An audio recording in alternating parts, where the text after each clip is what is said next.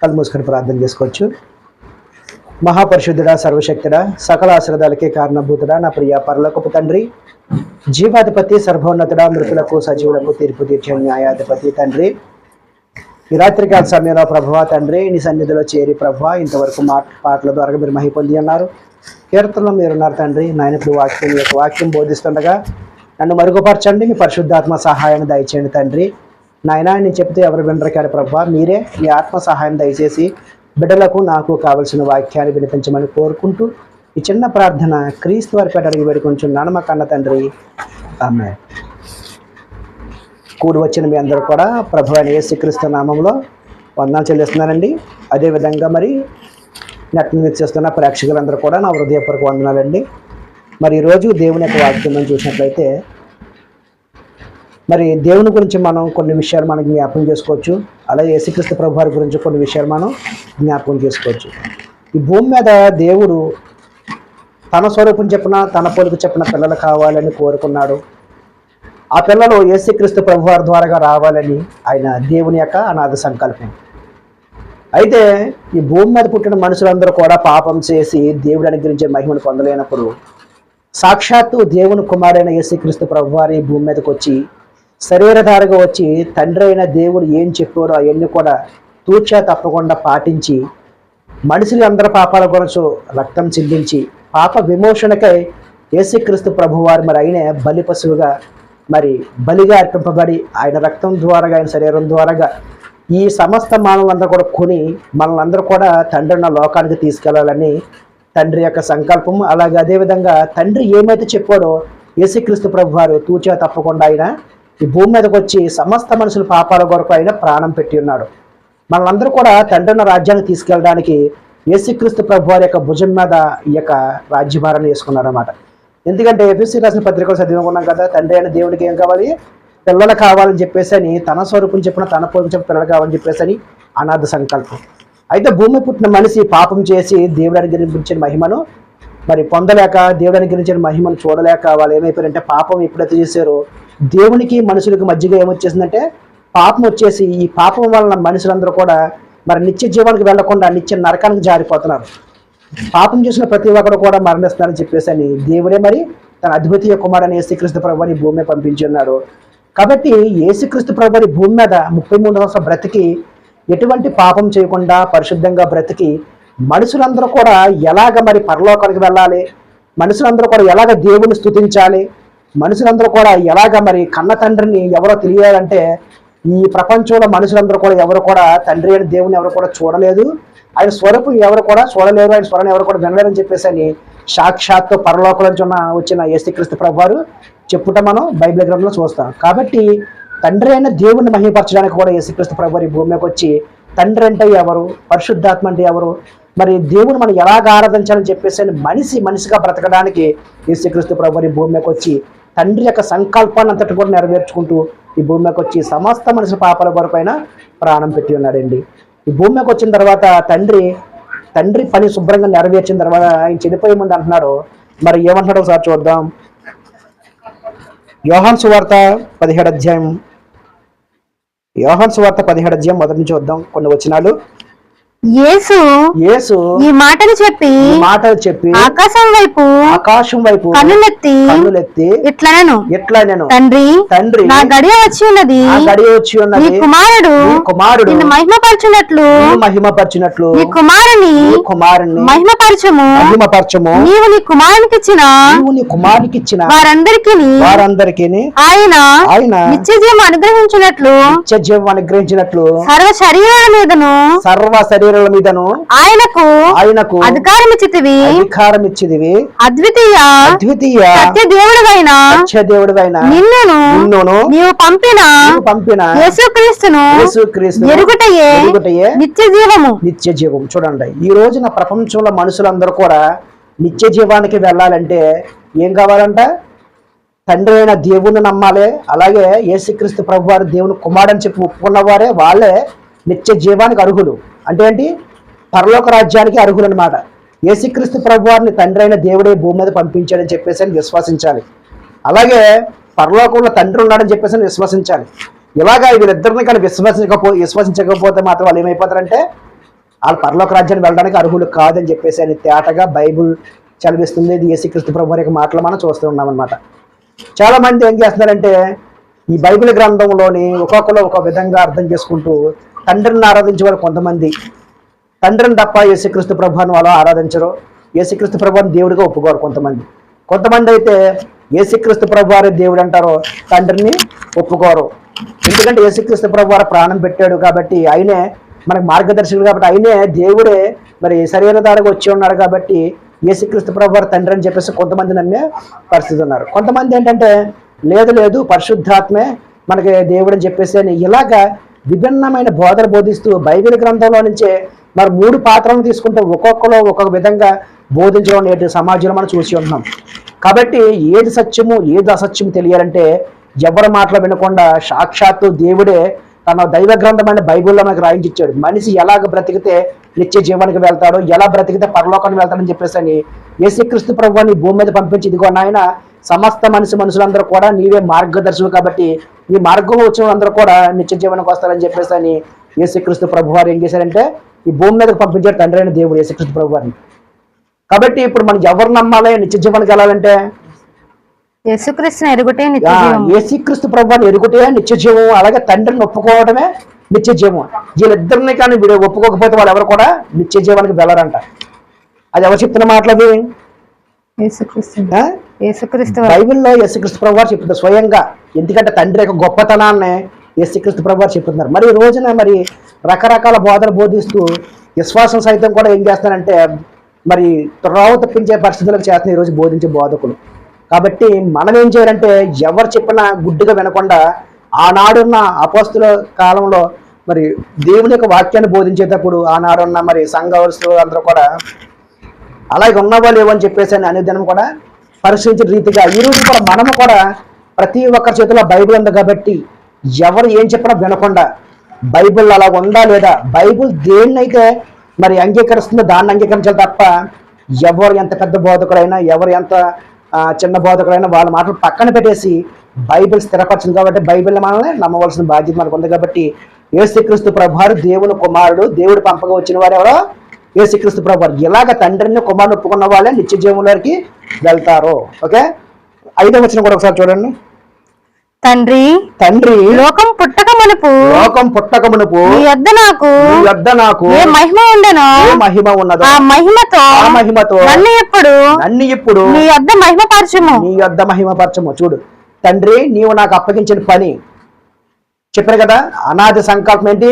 నీకు పిల్లలు కావాలనుకున్నావు, నీ స్వరూపం చెప్పినా నీ పోలిక చెప్పినా పిల్లలు కావాలన్నావు. ఆ బాధ్యత నా భుజమే పెట్టావు కాబట్టి నువ్వు నా భుజమే పెట్టావు కాబట్టి నేను ఏం చేశానంటే నువ్వు ఏ పని అయితే ఇచ్చావో ఆ పని నేను ఏం చేశాను సంపూర్తిగా నెరవేర్చాను. ఇదిగో నేను శిలువ మీద చనిపోయే పరిస్థితి వచ్చేసింది కాబట్టి నేను చనిపోయిన తర్వాత నా ఆత్మను ఎద్దగా చేర్చుకుని నీ యొద్ద నాకు ఏమైతే పూర్వము అంటే ఇప్పుడు యేసుక్రీస్తు ప్రభువారు శరీరధారగా రాకముందు యేసుక్రీస్తు ప్రభువారు ఏ శక్తితో ఉన్నాడో దేవుడి దగ్గర, మరి ఆయన ఏ పవర్తో ఉన్నాడో ఆ యొక్క అధికారం అంతా కూడా నాకు ఈ తండ్రి అని చెప్పేసి అని యేసుక్రీస్తు ప్రభువారు మళ్ళీ ఆయనకి తండ్రికి ప్రార్థన చేస్తుంటాడు అనమాట. చదవమంది మళ్ళీ ఒకసారి 4వ వచనం.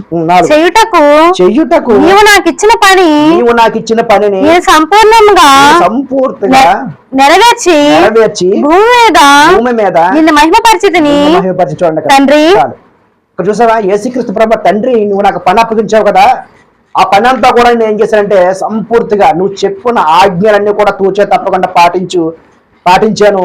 నీ పిల్లలైన వారందరినీ కూడా పరిశుద్ధంగా బ్రతకడానికి నా ఆఖరి రక్తం బొట్టు వరకు కూడా సిందించి వారందరినీ కూడా పరిశుద్ధంగా తీసుకొచ్చాను. కాబట్టి నువ్వు నాకు అప్పగించిన పని మొత్తం కూడా నెరవేర్చేశాను తండ్రి. ఇప్పుడు నేను చెడిపోతున్నాను, నా ఆత్మను చేర్చుకో. తర్వాత నీ యొద్ద పూర్వకాలాన్న నీ యొద్ద ఏమైతే శక్తితో ఉన్నదో ఏమైతే నీ మహిమ ఉందో తండ్రి లోకం పుట్టక మునుపు నీ యొద్ద నాకు ఏ మహిమ ఉండెనో ఆ మహిమతో నన్ను ఇప్పుడు నీ యొద్దకు మహిమపరచుము. లోకము నుండి నీవు నాకు అనుగ్రహించిన మనుషులకు నీ నామమును ప్రత్యక్షపరిచితిని. చూడండి ఇక్కడ ఏంటంటే చూసారా, యేసుక్రీస్తు ప్రభువు తండ్రి లోకం పుట్టక ముందు నీ యొద్ద నాకు ఏ అంటే ఇప్పుడు యేసు ప్రభు వారి శరీరధారగా రాకముందా పరలోకానికి ఎలా ఉన్నాడు ఆయన? పరలోకంలో ఎలా ఉన్నాడు ఆయన? మహిమతో ఉన్నాడు. మహిమతో ఉన్నాడు. ఆయన తండ్రి అయిన దేవుని చెప్తుంటే యేసుక్రీస్తు ప్రభు వారు ఈ ప్రకృతి అంతా కూడా కలిగించాడు. ఆయన కూడా ఎలా ఉన్నాడు? దేవునితో పాటు సమానంగా ఉన్న పరిస్థితి మనకి కంటికి కనబడుతుంది. అదే అధ్యాయం ఆది కాండలో కనబడుతుంది కదా, ఆది యందు వాక్యం ఉండెను. యోహాను సువార్తలో ఉంది కదా, ఆది యందు వాక్యం ఉండను, ఆ వాక్యం దేవుని యొద్ద ఉండను, ఆ వాక్యం కూడా దేవుడై ఉండని చెప్పేసి. మరి ఆనాడు కాలంలో తండ్రి మరి నీ యొద్ద నాకు ఏమైతే అధికారం ఉందో ఇప్పుడు చనిపోయిన తర్వాత నీ యొద్దకు వస్తాను, మళ్ళా సేమ్ అధికారం నాకు ఈ తండ్రి అని చెప్పేసి యేసుక్రీస్తు ప్రభు తండ్రి అయిన దేవునికి మొరపెట్టి ప్రార్థన చేస్తుంటే తండ్రి తన కుమారుని ఎక్కడ చేర్చుకుంటున్నాడో, ఎలా చేర్చుకుంటున్నాడో ఒక్కసారి మన బైబిల్ గ్రంథం చూద్దాం. వచ్చిన కంప్లీట్ అయిపోయిందమ్మా. 5 తండ్రి లోకం పుట్టక ముందు నీ యొద్ద నాకు ఏ మహిమ ఉండను, ఏ మహిమ ఉన్నదో ఆ మహిమతో నన్ను ఎప్పుడు నీ యొద్ద మహిమపరచుము. లోకము నుండి నీవు నాకు అనుగ్రహించిన మనుషులకు నీ నామమును ప్రత్యక్షపరిచితిని. చూడండి, ఎవరి నామాన్ని ప్రత్యక్షపరిచారు? యేసుక్రీస్తు ప్రభు వారు. యేసుక్రీస్తు ప్రభు వారు ఎవరి నామాన్ని ప్రత్యక్షపరిచారు? తండ్రి అయిన దేవుడి పేరు యెహోవా దేవుడు అని చెప్పేసి అని అబ్రహాం కాలం మొదలుకొని నేటి వరకు కూడా తండ్రి తండ్రి తండ్రి అంటే యెహోవా యెహోవా అని చెప్పేసి అని దేవుని యొక్క నామాన్ని ఏం చేశారంటే యేసుక్రీస్తు ప్రభు వారు యేసుక్రీస్తు ప్రభు వారు ఏం చేశారు? ప్రకటించుకుంటూ వచ్చాడు. అర్థమవుతుందా? తండ్రి యొక్క నామాన్ని ఏం చేశాడు? ఆయన ఘనపరుస్తూ వచ్చాడు.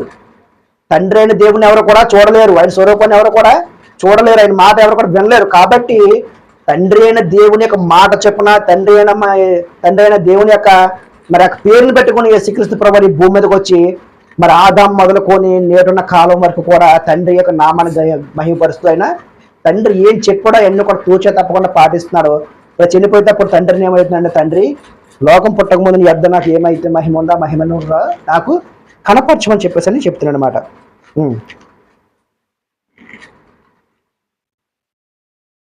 చదువమ్మా. అయిపోయిందా? 5 చదివేసావా? 11 చూడండి. పరిశుద్ధమైన తండ్రి,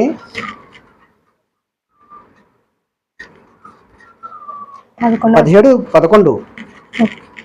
నేనెక్కను లోకంలో ఉండను కానీ మీరు లోకంలో ఉన్నారు. తండ్రి నేను ఇంకా లోకంలో ఉండను కానీ మీరు లోకంలో ఉన్నారు. నమ్ముకున్న పిల్లలు లోకంలో ఉన్నారు. నేను మీ వద్దకు వచ్చి ఉన్నాను. పరిశుద్ధుడైన తండ్రి మనము ఏకమై ఉన్నలాగున వారును ఏకమై ఉండినట్లు నీవు నాకు అనుగ్రహించిన నామమందు వారిని కాపాడుము. నేను వారి యొద్ద ఉండగా నీవు నాకు అనుగ్రహించిన వారిని నీ నామమందు కాపాడుతిని. నేను వారిని భద్రపరిచితిని గనుక లేఖనం నెరవేరినట్లు నాశనపుత్రుడు తప్ప వారిలో మరి ఎవడును నశింపలేదు. చూడండి, ఇక్కడ యేసుక్రీస్తు ప్రభువు వచ్చిన తర్వాత అందరిని కూడా తండ్రి నీ యొక్క లేఖనం ఏమైతే ఇచ్చి ఉన్నావో, పరలోక రాజ్యంలో నువ్వు ఏమైతే నాకు పని అప్పగించావో ఆ పని అంతా కూడా నేను సంపూర్తిగా నెరవేర్చాను. అయితే ఒక వ్యక్తి మాత్రం నాశనపుత్రుడు తప్ప మిగతా వాళ్ళందరూ కూడా రక్షింపబడ్డారని చెప్పేసి. నాశనపుత్రుడు ఎవరో మనకి? అయ్యో, ఆయన ఉంటారు కదా శిష్యుల్లో ఒక ఆయన తప్పిపోతాడు కదా, ఇస్కరియోతు యోధ, ఆయన ఒకటే తప్పిపోయాడు. కాబట్టి ఆయన గురించి కూడా ఏమైంది లేఖనంలో రాయబడి ఉంది. కాబట్టి ఆయన తప్ప మిగతా అందరూ కూడా రక్షింపబడ్డారు తండ్రి అని చెప్పేసి అని తండ్రి అయిన దేవునికి మొరపెడుతున్నమాట. ఆయన దగ్గర తండ్రి దగ్గర ఏముంది? ఆయనకి పేరు నా యొక్క 5లో ఏముంది? తండ్రి లోకం పుట్టక ముందు నీ యొద్ద నాకు ఏ మహిమ ఉండను. చూడండి, ఇక్కడ మనం తండ్రి దగ్గర యేసుప్రభుకి ఏ మహిమ ఉంది ఒక్కసారి మనం ఆలోచించాలి. ఏముంది మహిమ? ఏ మహిమ ఉంది యేసుక్రీస్తు ప్రభు వారికి తండ్రి దగ్గర? ఈ భూమి మీద యేసుక్రీస్తు ప్రభు వారు 2025 సంవత్సరాలు అవుతుంది ఇప్పుడు నేటికి యేసుక్రీస్తు ప్రభు వారు పుట్టింది. కానీ యేసుక్రీస్తు ప్రభు పుట్టక ముందే తండ్రి దగ్గర ఎలా ఉన్నాడో? ఆయన పేరేంటి? ఆయన పేరు వాక్యమైన దేవుడు. ఏం పేరు? వాక్యమైన దేవుడు. ఇప్పుడు తండ్రి దగ్గర వాక్యమై ఉన్న దేవుడు ఏం చేశాడంటే తండ్రితో పాటు కూడా ఏం చేశాడు? ఆయన సమానంగా ఉన్నాడు. తండ్రి ఏం చేశాడంటే కుమారుడికి సమానమైన హోదా ఇచ్చి ఉన్నాడు. కాబట్టి ఈ ప్రకృతి అంతా కూడా కలిగించింది ఎవరు కలిగించారు? కలిగి ఉన్నది ఏది? నేను లేకుండా కలగలేదు, సమస్తము కూడా నా ద్వారా కలిగిందని చెప్పేసి యేసుక్రీస్తు ప్రభువారు మనకి చెప్పడం వింటాం. ఎక్కడ చూస్తాం మనం? అయింది ప్రపంచాలన్నీ కూడా ఎవరి ద్వారా కలిగాయి? వాక్యం వల్లనే కలిగి ఉన్నాయని చెప్పేసి చెప్తాం. మరి ఎంత గొప్ప కార్యక్రమం చేస్తున్న యేసుక్రీస్తు ప్రభువారికి తండ్రి అయిన దేవుడు మరి ఆయన్ని పరలోక రాజ్యంలో చేర్చుకున్నాడా లేదో ఒకసారి మనం చూసుకుందాం. అదే వచనాల్లో చూసినట్లయితే అపోస్తుల కార్యాలు 7వ అధ్యాయము 55వ సారి చూడండి. అపోస్తుల కార్యాలు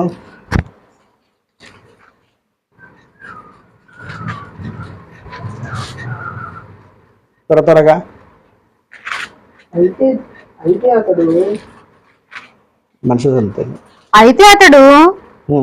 పరిశుద్ధాత్మతో నిండుకున్న వాడై ఆకాశం వైపు తేరి చూచి దేవుని మహిమను, యేసు దేవుని కుడిపార్శ్వమందు నిలిచి ఉండుట చూచి ఆకాశము తెరవబడుటయు మనుష్య కుమారుడు దేవుని కుడిపార్శ్వమందు నిలిచి ఉండుటయు జరిగే సందర్భం ఏంటంటే, ఇక్కడ స్టెఫెనీ గారు జరిగే సందర్భం అంటారు. ఏంటంటే అక్కడ స్టెఫెనీ గారు దేవుని యొక్క వాక్యాన్ని ప్రకటిస్తున్నాడు, యేసుక్రీస్తు ప్రభువు గురించి గొప్పగా చెప్తున్నాడు, దేవుని యొక్క సువార్తను ప్రకటిస్తున్నారు.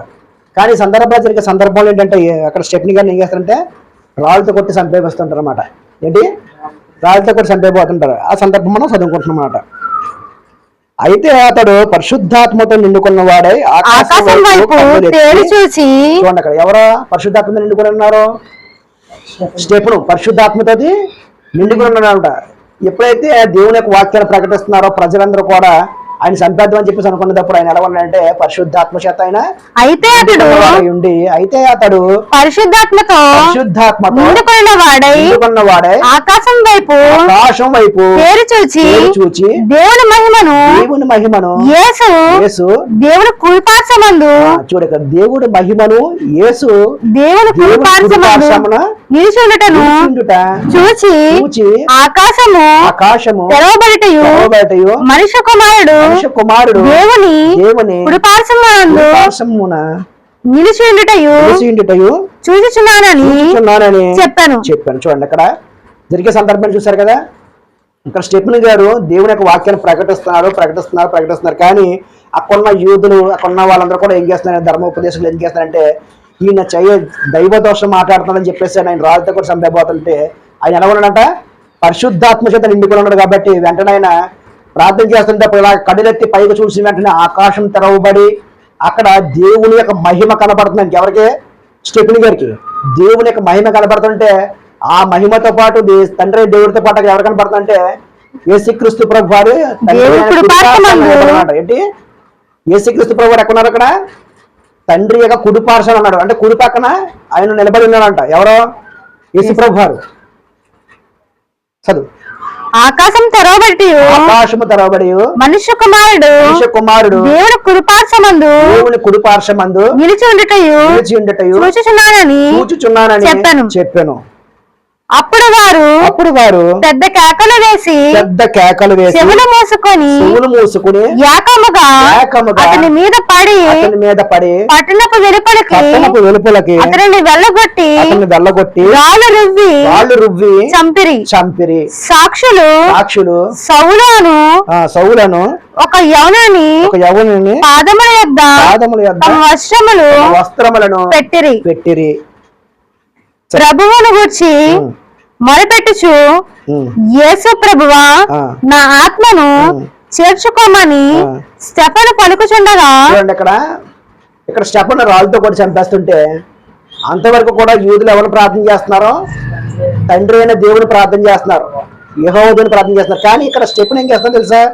వాళ్ళందరూ కూడా బోధించిన తర్వాత దేవుని యొక్క వాక్యం ప్రకటిస్తారు. అందరూ కూడా చెవులు మూసుకుని వాళ్ళు ఏం చేస్తారంటే స్టెఫెను రాళ్ళతో కూడా చంపేస్తుంటే అప్పుడు యేసు ప్రభు వారిని అడుగుతారు, ప్రార్థన చేస్తారు. ఎందుకంటే దీనికి ఆత్మచేత ఉన్నాడు కాబట్టి కనపడుతుంది.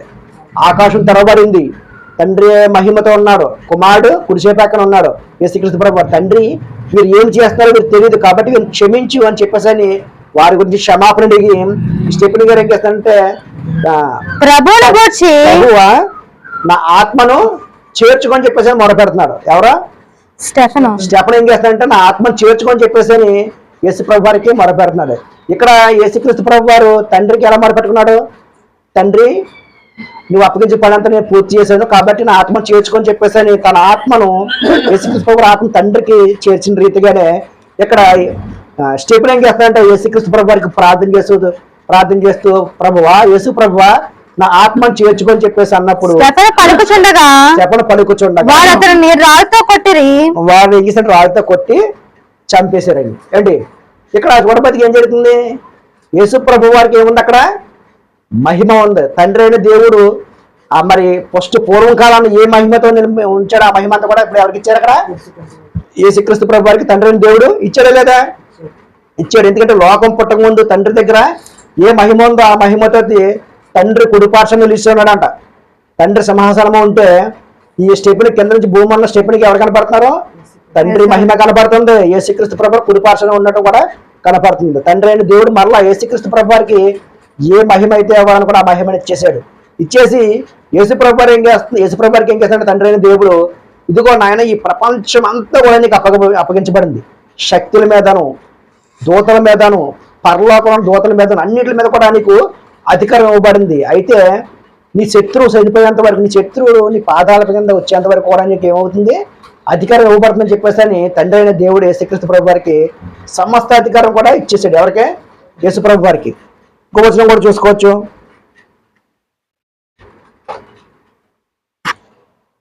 కొలస్సీయులకు రాసిన పత్రిక 3వ అధ్యాయం చూడండి.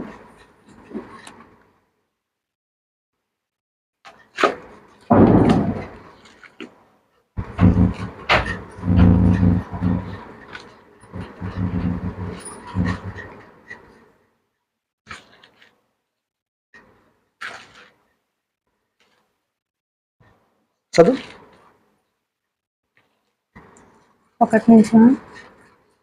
1-4 వచ్చిన చదువు.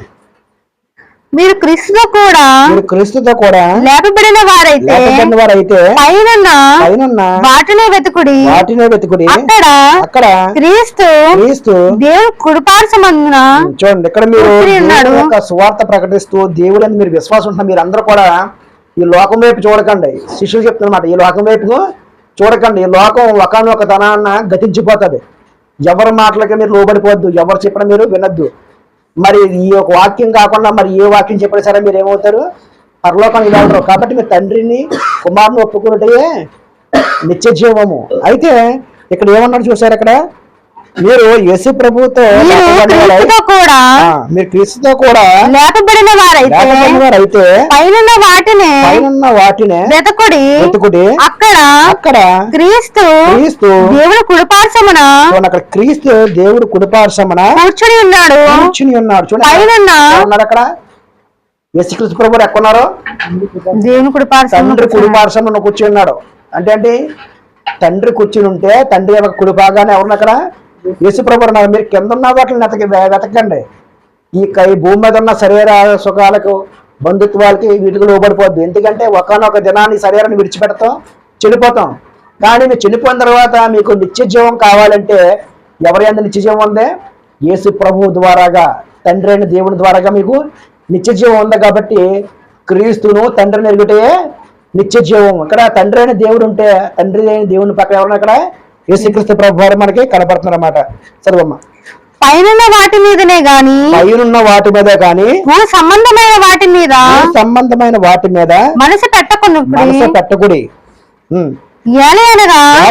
మీరు మృతులందితిరి, మీ జీవము క్రీస్తుతో కూడా దేవుని యందు దాచబడి ఉన్నది.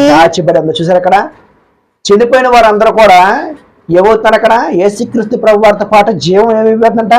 దాచబడి ఉన్నదంట. ఎక్కడ దాస్తాడు దేవుడు జీవాన్ని ఎక్కడ దాస్తున్నాడు? చనిపోయిన ఆత్మను కూడా ఎక్కడున్నాయి? పరదేశాలు ఉన్నాయి. ఈ శరీరం మాత్రం మట్టిలో కలిసిపోతుంది, మట్టిలోకి మట్టి అయిపోతుంది. ఈ యొక్క శరీరం ఈ భూమిని తీసింది కాబట్టి మన్నది వెనకడ వెళ్ళే మన్ను అయిపోతుంది. ఆత్మ దేవుని దయచేసిన ఆత్మ దేవుని ఎదుగు వెళ్తుంది. ఈ ఆత్మలను కూడా ఎక్కడున్నాయంటే భూమి మీద తండ్రి చిత్త ప్రకారంగా యేసుక్రీస్తు ప్రభు చెప్పిన మాట ప్రకారంగా విన్న వాళ్ళు బ్రతికిన అందరూ కూడా పరదేశంలో నెమ్మది పొందే ప్రదేశంలో ఉన్నారు. తండ్రి యొక్క వాక్యాన్ని విడిచిపెట్టిన వారు కానీ, యేసుక్రీస్తు ప్రభు విశ్వాసం లేని వారు కానీ వీళ్ళందరూ కూడా ఏమైపోతారంటే మరి నరకంలో ఒక చోట వేతన కలిగే ప్రదేశంలో ఉన్నారు. ఈ ఆత్మలన్నీ కూడా 2 ప్లేసుల్లో దాగిపడి ఉంటున్నాయి. ఎక్కడ? ఒకటి నరకంలో ఉన్నారు, దేవుని నమ్మని వారు అందరూ కూడా నరకంలో ఉన్నారు. 2 వాళ్ళు పరదేశంలో ఉన్నారు, మృతులంగా అందరూ కూడా. కానీ ఈ యొక్క జీవాలు ఏమైపోయాయి? దాచబడి ఉన్నాయి. యేసుక్రీస్తు ప్రభువు జీవం ఎలాగైతే దాచబడిందో అలాగే ప్రతి ఒక్క మనిషి యొక్క ఆత్మ కూడా ఏమవుతుంది? జీవంతోనే ఉన్నది. ఈ శరీరానికి మాత్రమే చావు, కానీ ఈ శరీరం లోపల ఆత్మను చూసావా, దానికి ఎప్పుడు కూడా నిత్యము జీవించేది. ఎందుకంటే తండ్రి అయిన దేవుడు ఎలాగా జీవాధిపతియో ఆయనలో వచ్చిన భాగాలైన మనం కూడా నిత్యము కూడా జీవించే ఉంటాము. యేసుక్రీస్తు ప్రభు నిత్యుడు, తండ్రి అయిన దేవుడు నిత్యుడు. ఆయనలో వచ్చిన భాగాలు కూడా మనం కూడా ఎటువంటి వారు? ఆత్మను మనం కూడా నిత్యులమే, మనం కూడా నిత్యం జీవించి ఉంటాం.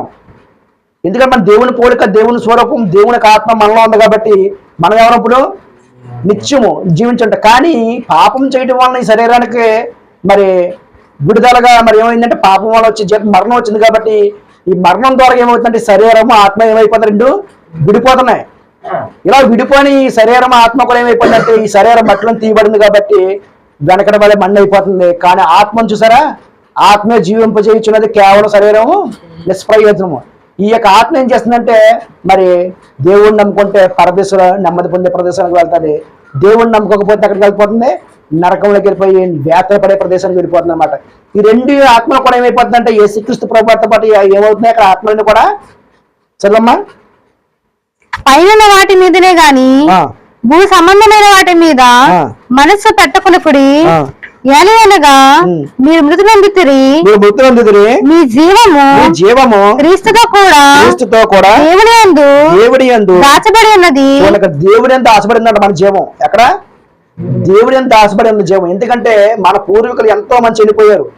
యేసుక్రీస్తు ప్రభువు శిశువులు చనిపోయారు, క్రైస్తవ బిడ్డలందరూ కూడా చనిపోయారు. కానీ వీళ్ళందరూ కూడా ఇంకెక్కడంటే మరి పరదేశంలో మరి దేవుని యొక్క సన్నిధిలో ఉండి అడిగినాడు. దేవుడు మరపడుతున్నాడు, నాదా సత్యస్వరూపి ఎందాక నువ్వు తీర్పు ఉందివి అని చెప్పేసి అని చనిపోయిన ఆత్మని కూడా తండ్రి అయిన దేవునికి యేసుక్రీస్తు ప్రభువుకి మొరపెడుతుంటే ఇంకా సహదాసు లెక్క పూర్తవలేదు కాబట్టి ఇంకా కొంతకాలం మీరు వేచి ఉండండి అని చెప్పేసి అని దేవుడు చెప్తున్నట్టుగా మనం చూస్తాం లేఖనాల ద్వారాగా. అర్థమవుతుందా? ఈ యొక్క ఆత్మలన్నీ కూడా భూమి పుట్టిన ప్రతి ఆత్మ కూడా ఏంటంటే నిత్యమైన ఆత్మది ఏంటి, దానికి అంతము లేదు. ఎందుకంటే దేవుని యొక్క ఊపిరి, దేవుని యొక్క ఆత్మ కాబట్టి మనం కూడా ఎటువంటి వాళ్ళు? నిత్యుడు. కానీ శిక్ష మాత్రం ఉంది దీనికి ఆత్మకి ఏముంది? శిక్ష ఉంది, ఆనందం ఉంది, దుఃఖం ఉంది. అర్థమవుతుందా? ఈ ఆత్మకి ఏముంది? ఆనందం ఉంది, దుఃఖం ఉంది. కానీ ఈ ఆత్మ ఆనందంగా ఉండాలంటే యేసుక్రీస్తు ప్రభువుని మనం ఏం చేయాలా? విశ్వాసం ఉంచాలి. ఆయన దేవుని కుమారుని ఒప్పుకోవాలి. దేవుడు పంపగా వచ్చిన యేసుక్రీస్తు ప్రభువుని మనం విశ్వసించిన వారే నిత్య జీవులకు వెళ్తారు. యేసుక్రీస్తుని ఎవరైతే అంగీకరించారో వారందరూ కూడా ఏమైపోతారంటే నరకానికి జారిపోతారు. ఇదే మనం ముఖ్యంగా క్రైస్తవ బిడ్డలని మనం తెలుసుకోవాల్సిన విశ్వాసము. ఈ విశ్వాసం ఉంటేనే మనం నిత్య జీవానికి వెళ్తాం. లేదు యేసుక్రీస్తు ప్రభువారే మరి తండ్రి అయిన దేవుడు అంటే అది కూడా తప్పు. ఎందుకంటే వాక్యంలో ఒకటి కరెక్ట్, ఒకటి తప్పు అని ఉండదు. వాక్యంలో ఒక సున్నా కానీ ఒక పొండు కానీ తప్పు చెప్పబడదు. కాబట్టి నిత్య జీవం పొందాలంటే తండ్రి అయిన దేవుడిని అంగీకరించాలి, యేసుక్రీస్తు ప్రభువారిని అంగీకరించాలి, పరిశుద్ధాత్మ దేవుని కూడా అంగీకరించాలి. కానీ వీళ్ళ ముగ్గురు వేరువేరుగా ఉన్నారు. కానీ వారు చేసే పని అంతా కూడా ఏంటి? ఒక్కటే. తండ్రి అయిన దేవుని చిత్త ప్రకారంగానే యేసుక్రీస్తు ప్రభువారు పనిచేస్తున్నారు, పరిశుద్ధాత్మ దేవుడు పనిచేస్తున్నాడు. తండ్రి అయిన అనాథ సంకల్పానికి ఎవరు పనిచేస్తున్నారంటే యేసు ప్రభువారు పనిచేస్తున్నారు, పరిశుద్ధాత్మ దేవుడు కూడా పనిచేస్తున్నారు. ఎందుకంటే మనం ఈ భూమి మీద పిల్లలందరూ కూడా ఏం చేయాలి? పరలోకాన్ని తీసుకెళ్ళాలి. సంకల్పం ఏంటి? ఈ పరలోకాన్ని తీసుకెళ్ళడానికి సంకల్పం. ఎందుకంటే ఈ భూమి మీద ఎవరున్నాడంటే అపవాదం అనేవాడు ఉన్నాడు, సాతాను అనేవాడు ఉన్నాడు. వాడు ఏం చేస్తున్నాడు? తన పిల్లల్ని తనకు కాకుండా ఏం చేస్తాడంటే శరీర కోరికలు చూపిస్తూ, లోకాన్ని చూపిస్తూ, పాపాన్ని చూపిస్తూ మనుషులందరూ కూడా ఏం చేస్తాడంటే జ్ఞానం వేసి ప్రతి ఒక్కరిని కూడా ఏం చేస్తున్నాడో వల్ల లాగేసుకుంటున్నాడు. కాబట్టి ప్రతి ఒక్కరు కూడా ఆ యొక్క కబంధస్తాలకి సిక్కుపడిపోతుంటే తండ్రి అయిన దేవుడు ఏం చేసి అంటే వాటి సాతాను యొక్క కబంధస్తాల నుంచి విడిపించడానికి యేసుక్రీస్తు ప్రభువారు పరిశుద్ధంగా బ్రతికి జీవించి తండ్రి చెప్పిన ఆజ్ఞ ప్రకారంగా బ్రతికి అందరి కొరకు అయిన ప్రాణం పెట్టి అయిన రక్తం చిందించి మనల్ని కూడా ఏం చేశాడు? పాపం నుంచి విముక్తి చేసి నీతిమంతులుగా తీర్చిదిద్ది తండ్రి ఉన్న రాజ్యాన్ని తీసుకెళ్ళడానికి ఆయన సిద్ధంగా ఉన్నాడు.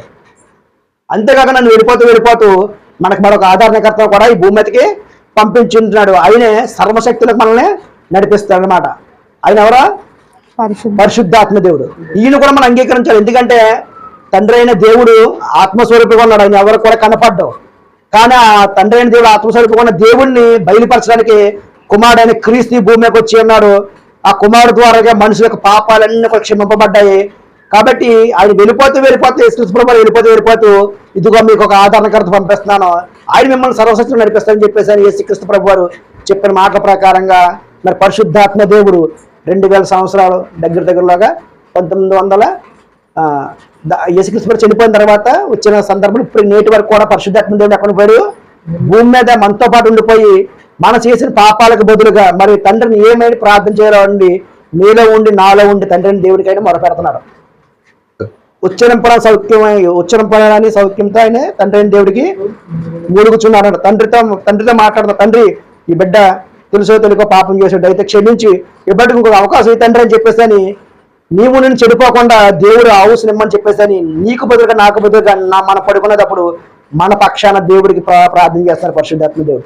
ఇలా చూసినట్లయితే ఆ తండ్రి యొక్క సంకల్పాన్ని నెరవేర్చడానికి మరి యేసుక్రీస్తు ప్రభు వారు మరి పరిశుద్ధాత్మ దేవుడు కూడా పని చేస్తున్నారు నేటికి కూడా. ఎప్పటి వరకు చేస్తున్నారు? ఎప్పటి వరకుని క్రీస్తు రాక రెండో రాకడ అయిపోయేంత వరకు ఈ ప్రపంచంలో మనుషులందరూ కూడా తండ్రి అయిన రాజ్యంకి అప్పగించేసి తండ్రి ఏమైతే మరి రాజ్యం ఏమైతే మరి అధికారం ఇచ్చేదో యేసుప్రభు వారికి అధికారం అంతా కూడా మళ్ళీ ఎవరికి అప్పగించేస్తారంట, తండ్రి అయిన దేవుడికి అప్పగించేసి తాను కూడా తండ్రికి లోబడిపోతామని చెప్పేసి అని బైబిల్ గ్రంథం సెలవిస్తుంది అనమాట. తర్వాత ఇంకొక వచనం కూడా చూసుకుందాం. కంప్లీట్ అయిపోయినాం. ఇది జీవము నీకు జీవము మనకు జీవమై ఉన్న క్రీస్తు ప్రత్యక్షమైనప్పుడు మీరును ఆయనతో కూడా మహిమయందు ప్రత్యక్షపరచబడుదురు. చూడండి, ఎవరైతే యేసుక్రీస్తు ప్రభువుని విశ్వాసించే వారంతా చనిపోయారు వారందరూ కూడా క్రీస్తు రెండో రాకడలో ఏం జరుగుతారంట, వారు కూడా మహిమపరచబడతారంట. క్రీస్తు మనకు జీవమై ఉన్న క్రీస్తు ప్రత్యక్షమైనప్పుడు మీరును ఆయనతో కూడా మహిమయందు ప్రత్యక్షపరచబడుదురు. ఎప్పుడైతే క్రీస్తు రెండో రాకడలో మరి తండ్రి దగ్గరికి వచ్చి తండ్రి యొక్క మాటల ప్రకారంగా మరి ఎవరైతే నడుచుకుంటారో వాళ్ళందరూ కూడా ఏమైపోతారంటే క్రీస్తు రెండో రాకడలో మనందరూ కూడా ఎత్తబడి గుంపులో ఉంటాం. అర్థమవుతుందా? కాబట్టి ఇక్కడ తండ్రి అయిన దేవుడు మాట ఆలకిస్తే తన అద్వితీయ కుమారుని ఎక్కడ పెట్టుకున్నాడు, ఆయన కుడిపార్శ్వన పెట్టుకున్నాడు. మరి పోయిన యొక్క శక్తిని పోయిన యొక్క అధికారాన్ని కూడా ఎవరికి ఇచ్చేశారు, యేసుప్రభు వారికి దేవుడు ఇచ్చేశాడు. కాబట్టి ఆయన ఎక్కడున్నాడంట, ఆయన ఎక్కడున్నాడు, తండ్రి కుడిపార్శ్వన ఉన్నాడు, నిలబడి ఉన్నాడు, కూర్చుని ఉన్నాడు. ఇప్పుడు ఎవరు మొరపెట్టినా సరే తండ్రికి మొరపెట్టినా తండ్రి వింటాడు, కుమారుడికి మొరపెట్టినా కుమారుడు కూడా వింటారు. ఎందుకంటే వారిద్దరు కూడా ఎక్కడున్నారంట, ఏకమై ఉన్నట్టుగా అన్నాడు సందర్భంలో. తండ్రి నీవు నేను ఏకమైన రీతిగానే వీరందరూ కూడా సంఘంలో అందరూ కూడా ఏకమవ్వాలండి. ఏకమవడం అంటే ఏంటి? ఒకే ఆలోచనతో ఉండడం. అర్థమవుతుందా? ఇప్పుడు ఉదాహరణ చెప్తాను చూడండి. చాలా మంది మాటలు పట్టుకుని ఏమంటారంటే తండ్రి అయిన దేవుడు కుమారుడైన క్రీస్తు ఇద్దరు ఒకటే అంటున్నారు. ఎందుకంటే ఇద్దరు ఏకమై ఉన్నారు కదా, ఒకటే అనుకుంటున్నారు. కానీ వీరిద్దరు వేరు వేరు ఆలోచనలు మాత్రమే ఒకటే, కానీ ఇద్దరు కూడా వేరు. తండ్రి అయిన దేవుడు వేరు, కుమారుడైన క్రీస్తు వేరు. అర్థమవుతుందా? ఉదాహరణ చూసినట్లయితే ఇద్దరికి మన క్రైస్తవ సమాజంలో వివాహం చేసినప్పుడు ఏమంటారంటే స్త్రీ పురుషులు ఇద్దరు కూడా ఏక శరీరులై ఉన్నారని చెప్పేసి అంటారు. ఏంటి? వివాహం చేసినప్పుడు కలిసి మీరిద్దరు కూడా దేవుని చేత ఏర్పరచబడిన వారు, మీరిద్దరు కూడా ఏక శరీరమై ఉంటారని చెప్పేసి అంటున్నారు. అంటే వాళ్ళిద్దరు ఏంటి, ఒకే శరీరం కలిగి ఉన్నారా? స్త్రీ వేరు పురుషుడు వేరు, అవయవాలు వేరు, అదేవిధంగా స్త్రీ వేరు పురుషుడు. కానీ ఇక్కడ జరిగే ఏక శరీరాలు అన్నారంటే వాళ్ళిద్దరు కూడా ఏమవుతారంటే ఒకే భావాన్ని తీసుకుంటాడు. భార్య భర్తలు ఇద్దరు కూడా ఏం చేస్తారంటే ఏం చేయాలని సరే ఇద్దరు ఆలోచించుకుని ఏం పని చేయాలని సరే వాళ్ళు ఒక నిర్ణయం తీసుకుంటారు. దాన్ని కాబట్టి ఇద్దరు ఏక శరీరమే ఉన్నారని చెప్పేసి అని అర్థం.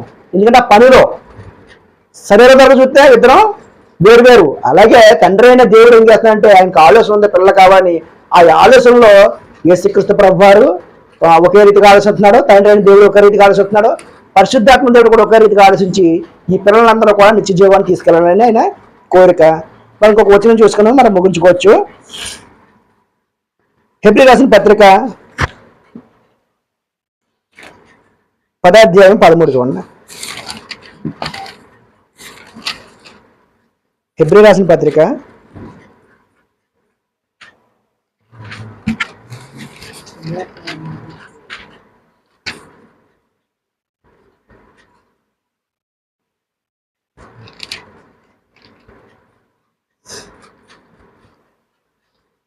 10వ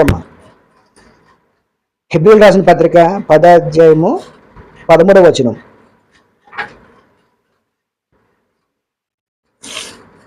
ఈయనైతే పాపముల నిమిత్తమై సదాకాలము నిలిచి ఒక్క బలిని అర్పించి అప్పటి నుండి తన శత్రువులు తన పాదములకు పాదపీఠముగా చూడండి ఒకసారి 10 క్రితంకి అర్థమవుతుంది. యేసుక్రీస్తు యొక్క శరీరము ఒక్కసారి అర్పింపబడుట చేత ఆ చిత్తమును బట్టి మనము పరిశుద్ధపరచబడి ఉన్నాము. మరియు ప్రతి యాజకుడు దినదినము సేవ చేయుచు పాపములను ఎన్నటికీ తీసివేయలేని ఆ బలులనే మాటి మాటికి అర్పించుచు ఉండును. జరిగే సందర్భం ఏంటంటే పాత నిబంధన గ్రంథం అంతా కూడా చూసినట్లయితే వాళ్ళ పాపాలు పోవాలంటే ఏం చేశారు? బలులు అర్పించుకుంటూ ఉండేవారు. వాళ్ళకి యాజకులు ఉండేవారు. వీళ్ళు ఏం చేసేవారంటే, ఇదిగో నేను పాపం చేశాను, దయించి మా పాపాలు కూడా క్షమింపబడాలంటే ఇదిగో ఒక గొర్రెను కానీ, ఒక మేకను కానీ, ఒక దూడను కానీ, లేదంటే ఒక 2 పావుల పిల్లలను కానీ వీళ్ళు తీసుకుని వెళ్ళిపోయి ఆ యొక్క దైవ సేవకుడికి, ఆ యాజకుడికి ఇస్తే, ఆ యాజకుడు ఏం చేసినట్టు వీళ్ళ తరఫున ప్రార్థన చేసి వీళ్ళు పాపాలకు పోతారు వాటిని ఏం చేస్తే మరి దేవునికి బలిగా అర్పిస్తూ వాటి రక్తం ద్వారా వీళ్ళ పాపాలు పోయి అని చెప్పేసి అనుకునేవారు. కానీ వీళ్ళందరూ కూడా ఏం చేస్తారంటే పాపం చేస్తూ బలి అర్పిస్తున్నారు తప్ప ఎవరు కూడా మారు మనసు పొందకుండా పాపం చేయకుండా ఉండకూడదని చెప్పేసి అనుకోవట్లేదు. కాబట్టి ఇక్కడ ఏంటంటే ఈ సమస్త మనుషుల పాపాల గురించి ఎవరో యేసుక్రీస్తు ప్రభువారే ఒకేసారి బలిగా అర్పింపబడ్డారంట. ఏంటి? ఈ ప్రపంచమానందరూ కూడా ఒకే ఒక్క బలి, ఎవరో బలి పశువు యేసుక్రీస్తు ప్రభువారు. ఒక ఆదాము ద్వారాగా ప్రపంచ మనుషులందరూ కూడా పాపం అయితే ఎలాగైతే వచ్చిందో, ఒక పుణ్యాత్ముల ద్వారాగా ప్రపంచ మనుషులందరూ కూడా నిత్య జీవం రావడానికి యేసుక్రీస్తు ప్రభువారి యొక్క త్యాగం అన్నమాట. చదువుమ్మా. ఈయనైతే పాపముల నిమిత్తమై సదాకాలము నిలుచు ఒక బలిని అర్పించు అప్పటి నుండి శత్రువులు తమ పాదములకు పాదపీఠముగా చేయబడు వరకు ఈయనైతే